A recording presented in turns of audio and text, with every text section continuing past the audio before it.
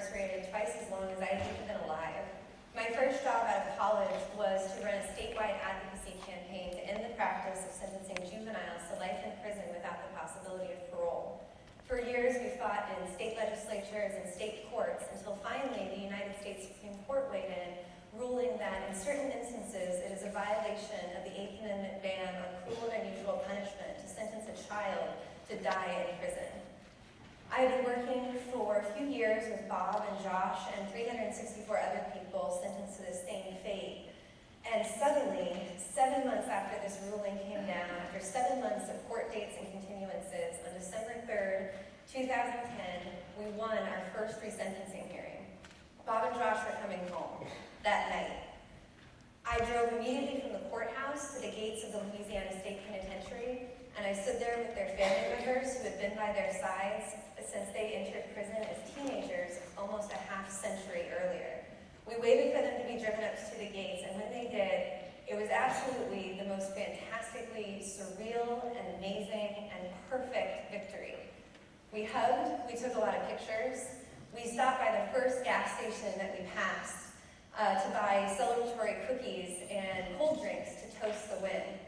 I'll admit it now, I honestly at that point at 25 had a moment where I naively and arrogantly thought, I'm probably just going to have to go into early retirement. I mean, what is better than this? But then, as we got back on the road, Bob turned to me and asked, where do I get my medications tomorrow? See, in Louisiana, when you're released from prison, you're given a $10 check.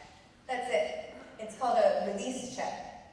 And with that $10 check, your first challenge is going to be to figure out how to cash it. Because the only thing you're released with is that $10 check and prison-issued uniforms. So your first challenge is going to be to figure out how do I cash a check without a checking account or a $21 state identification card.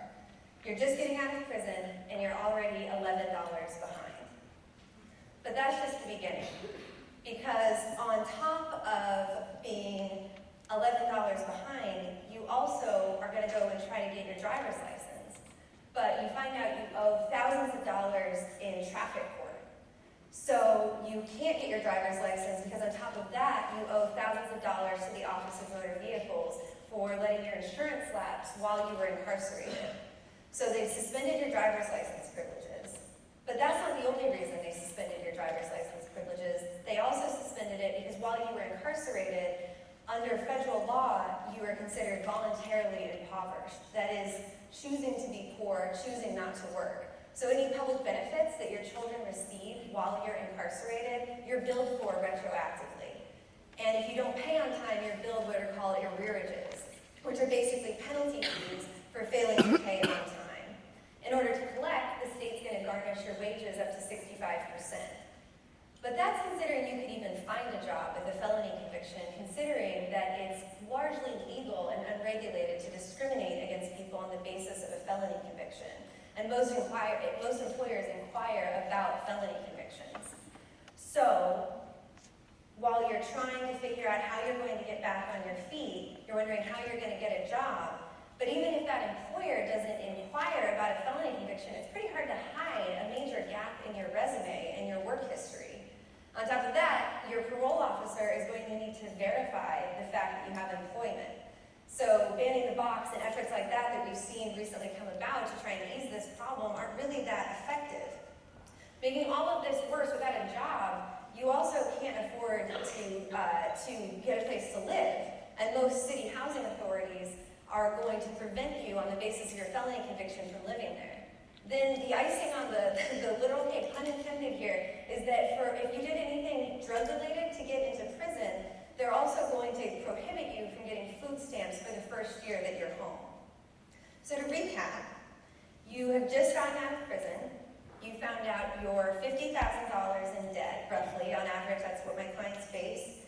You have no job, you have no place to live, you have no money for food, you have no site identification card, you're wearing prison-issued clothing, and you have a $10 check that you can't cash. A friend and former client of mine described his first year home as the hardest time he had ever done. He spent 28 years at Angola. Still today, he will answer the question of how does it feel to be free after so long? He'll say, I will not say I'm free. So is it really any surprise that in the United States, and in Louisiana in particular, we have more people currently incarcerated again than for the first time? In fact, after the first year, a third of formerly incarcerated people will go back. Within 5 years, it's half. As a result, Louisiana has the largest per capita population of incarcerated people in the world. That makes us the incarceration capital of the world. Now, any conversation that talks about the criminal justice system has got to include a very important discussion of race. Mass incarceration does not impact communities equally. In the United States, 1 in 12 Black men are under some form of correctional supervision. They're either in prison or they're on probation or parole. In New Orleans, it's 1 in 7. In fact, although Black folks make up only 30% of the population, they constitute 70% of the incarcerated population in Louisiana. 1 in 4 children born in New Orleans in 1990 had an incarcerated parent by the time they were 14. A factor that contributed significantly to the likelihood that they would go to prison at some point in their lifetime, and many of them did. Our incarcerated population has doubled over the last 2 decades. And all of this costs Louisiana $500 million every year, all while we remain the city with the second largest wealth gap in the country, and over half of African American men are unemployed. We're dealing with a situation where I now have clients who have taken prison sentences over probation sentences because of the promise of maybe being able to learn a trade while they're in prison to do something besides a legal activity when they get out, so they're not returning a 4th and 5th time to prison. I have sat with clients who, in prison, who have the strongest commitment to doing right when they get out, who move home and live nearly completely isolated from old friends, family, old streets, old ways of doing things. I've watched in those first couple of weeks as they've been beaten down by repeated rejection by employers, by crippling debt, by the fact that even though they're choosing to do right, every door is being closed. I've sat with them later on as we've sat on the phone and they've weighed the risk of going back to making money illegally versus the risk of not being able to pay the courts. They also owe thousands of dollars in court fees, not paying their probation officer, not paying their rent, not paying for food for their children. Either route can lead back to prison.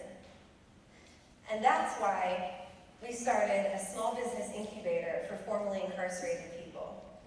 At Rising Foundations, we combat underemployment and unemployment of formerly incarcerated people by giving people a means to make money for themselves. We have observed that if you give folks an opportunity to make money legally, people will choose. People will have the option to choose to, instead of selling drugs, you can start your own landscaping business. You can start a window tinting business. You can clean houses. You can detail cars. If you got an opportunity to learn a trade in prison, you do electrical work. You do plumbing work. You make eyeglasses.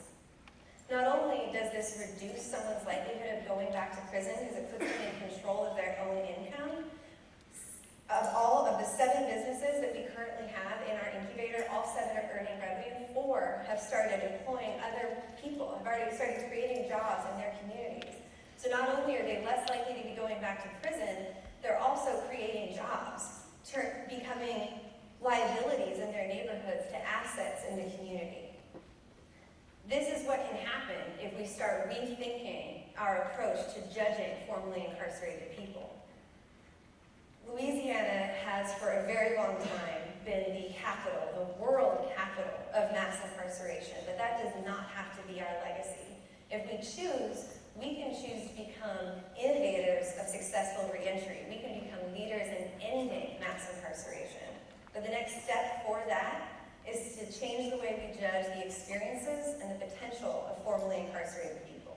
Thank you.